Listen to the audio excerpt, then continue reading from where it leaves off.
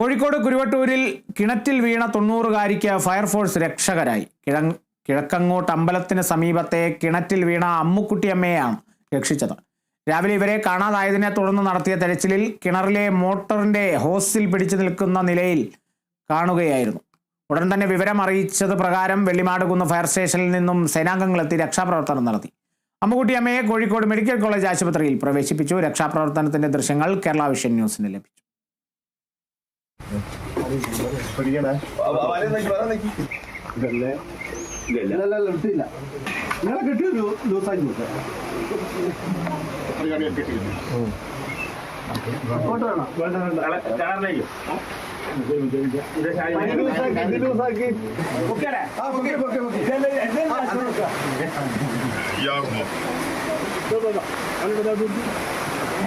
ഒരു മിനിറ്റ് ഞാൻ നനയ്ക്കില്ല, മെല്ലെടുത്താൽ മതി.